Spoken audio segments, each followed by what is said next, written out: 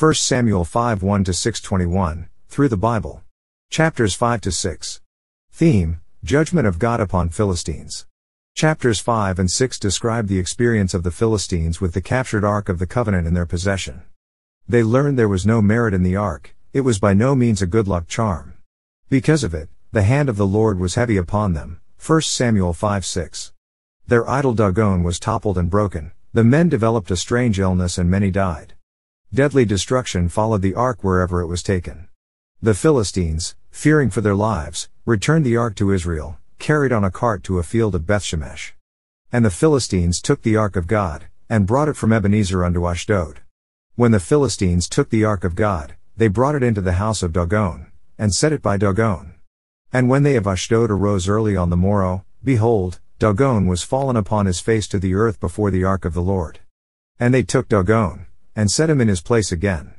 And when they arose early on the morrow morning, behold, Dagon was fallen upon his face to the ground before the Ark of the Lord, and the head of Dagon and both the palms of his hands were cut off upon the threshold, only the stump of Dagon was left to him. 1 Samuel 5 1-4. When the Philistines captured the Ark, they thought they had something good in their hands, but, every time they set it up in the house of their god Dagon, the idol would fall over. Now I want to submit something to you that I don't think you will find in any commentary. When the presence of the Ark of the Lord in the house of Dagon caused the idol to fall over and nothing was left but the stump, I believe this reveals God's sense of humor. God was revealing to the Philistines that their God was powerless in his presence. I think this shows that the Lord has a real sense of humor in doing this sort of thing, because it really annoyed the Philistines. They soon saw that there was no merit in their having the Ark. In fact, it was a very real danger to them. But the hand of the Lord was heavy upon them of Ashdod, and he destroyed them, and smote them with emerods, even Ashdod and the coasts thereof. And when the men of Ashdod saw that it was so, they said, The Ark of the God of Israel shall not abide with us, for his hand is sore upon us, and upon Dagon our God. 1 Samuel 5 6-7. Thinking these calamities might be coincidental, they sent the Ark to another city of the Philistines. They sent therefore and gathered all the lords of the Philistines unto them, and said, What shall we do with the Ark of the God of Israel? And they answered, Let the Ark of the God of Israel be carried about unto Gath. And they carried the Ark of the God of Israel about thither.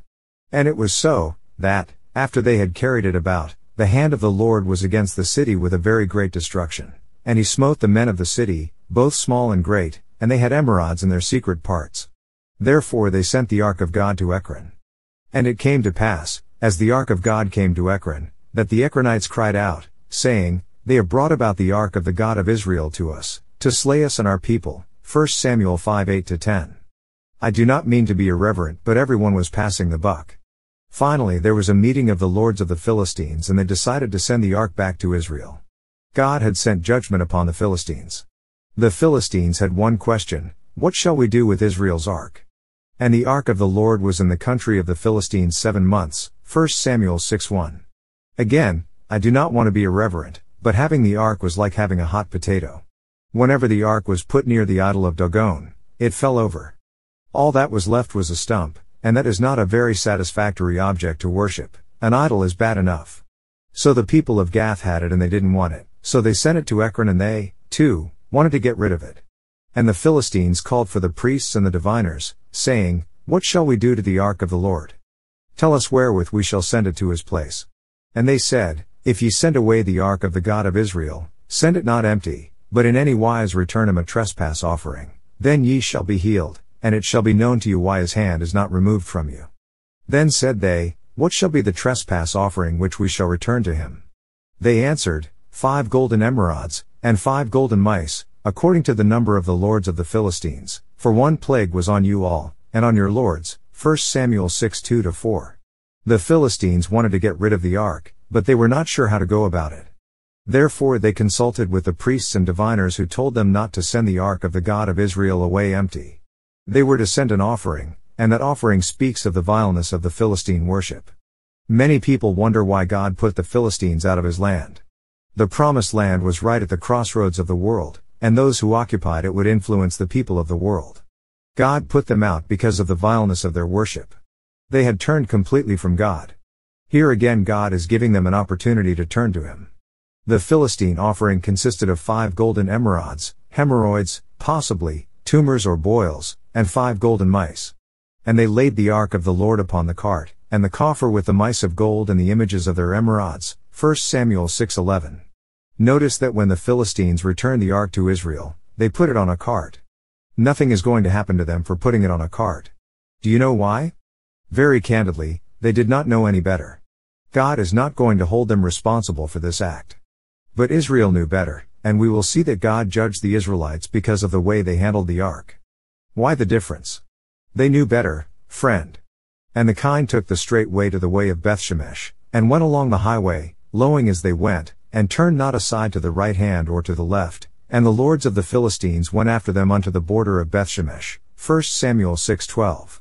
The cows which were hitched to the cart were obviously going against their natural instinct by leaving their calves at home. This was convincing proof to the Philistines that their troubles had been caused by an act of God. And they of Bethshemesh were reaping their wheat harvest in the valley, and they lifted up their eyes, and saw the ark, and rejoiced to see it. And the cart came into the field of Joshua, of Bethshemite, and stood there, where there was a great stone, and they clave the wood of the cart, and offered the kine a burnt offering unto the Lord. And the Levites took down the ark of the Lord, and the coffer that was with it, wherein the jewels of gold were, and put them on the great stone. And the men of Bethshemesh offered burnt offerings and sacrifices the same day unto the Lord. 1 Samuel 6:13-15. The Israelites will not accept anything, you see, for themselves from the Philistines. They are, of course, to be commended for that. And when the 5 lords of the Philistines had seen it, they returned to Ekron the same day. 1 Samuel 6:16. The Philistines see that the ark is received back, and they are glad to get it off their hands. Now we will see that, when the ark was returned to the Israelites, they immediately had problems with it.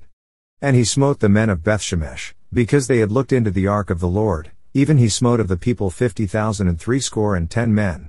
And the people lamented, because the Lord had smitten many of the people with a great slaughter. 1 Samuel 6:19. The men of Bethshemesh do that which God had strictly forbidden. That ark belonged in the Holy of Holies in the tabernacle. It was to be seen only by the high priest, even he was permitted to enter before it only once a year. When the ark was transported, as it was on the wilderness march, it was carefully and reverently covered. The Philistines did not know these things, but the Israelites did know. And the men of Bethshemesh said, Who is able to stand before this holy Lord God?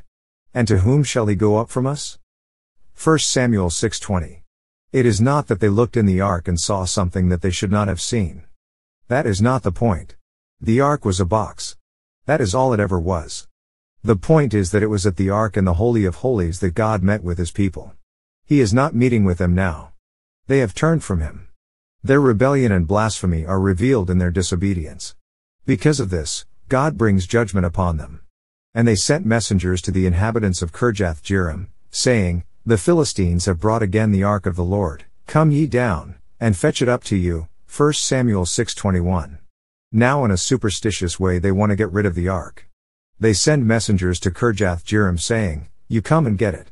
In other words, Israel is not ready to receive the ark. God's people are not prepared to return to him.